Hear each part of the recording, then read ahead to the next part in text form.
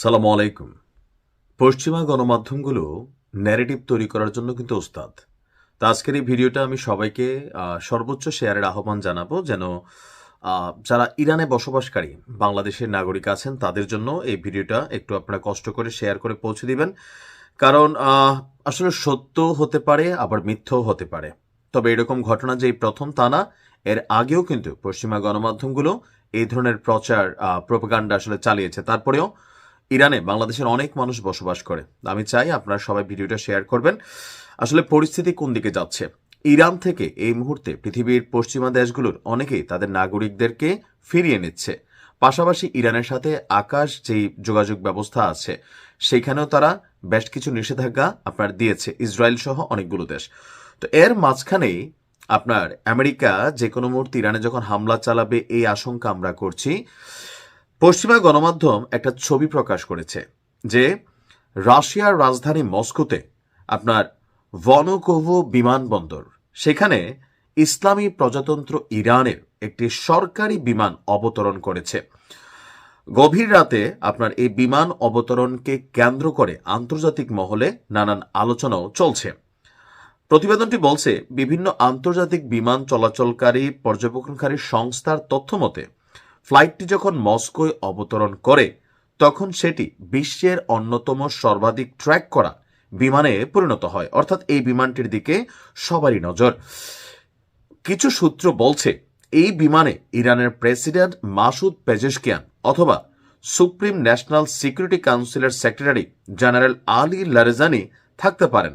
তবে তেহরান বা ক্রেমলিন কোনো পক্ষ থেকে কোনো রকম মন্তব্য করা হয়নি।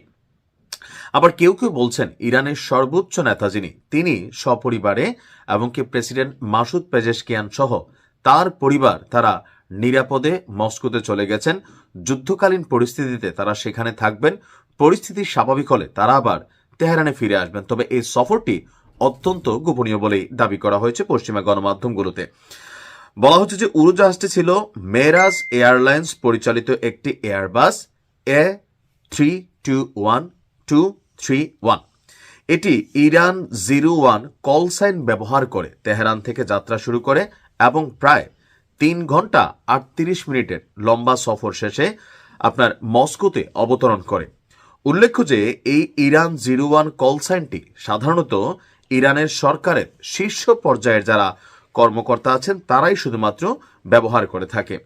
এই সফরের মূল নেপথ্যের কারণ হিসেবে দেখানো হচ্ছে যে পারস্য উপসাগর এবং পশ্চিম এশিয়ায় মার্কিন যুক্তরাষ্ট্রের যে সর্বশেষ নৌবাহিনীর অবস্থান।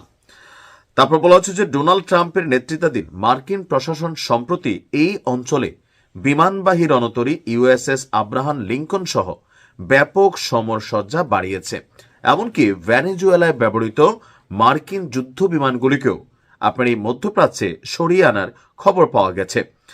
ডোনাল্ড ট্রাম্প গত কয়েকদিন যাবৎ যে মহাযজ্ঞের আয়োজন করছেন, এই যজ্ঞের বিপরীতে ইরান তাদের সামরিক প্রস্তুতি সর্বোচ্চ করলেও রাষ্ট্রের সর্বোচ্চ ব্যক্তি হিসাবে যিনি প্রধান নেতা আছেন তিনি এবং মাসুদ পেজেশকিয়ান, যেহেতু সাবেক প্রেসিডেন্টকে টেকনিক্যালি আপনার শাহাদাত করা হয়েছে, আর এই জন্যই তাদেরকে আসলে ওইখানে নিরাপদে সরিয়ে নেওয়া হয়েছে। তবে জনগণের মধ্যে যেন বিভ্রান্তি ছড়িয়ে না পড়ে অথবা সামরিক বাহিনীগুলোর মধ্যে যেন আতঙ্ক ছড়িয়ে না পড়ে, সেজন্যই এটাকে গোপন রাখা হয়েছে। তবে আমার মনে হয় না এই ঘটনাটা সত্য, কারণ এই ন্যারেটিভটা গেল ওই যে ইরানের বিক্ষোভ যখন চলছিল তখন আপনাদের খেয়াল থাকার কথা, পশ্চিমারা বারবার বলছিল যে মস্কোতে সামরিক বিমান রেডি আছে, এটা আসবে, ইরানের যিনি প্রধান নেতা আছেন তিনি পালিয়ে যাবেন। সবকিছু মিলে একটা পরিবেশ কিন্তু তৈরি করা হয়েছিল। দিন শেষে দেখা গেল যে সর্বোচ্চ নেতা তিনি ইরানে অবস্থান করছেন, এমনকি টোটাল বিষয়টা ভুয়া।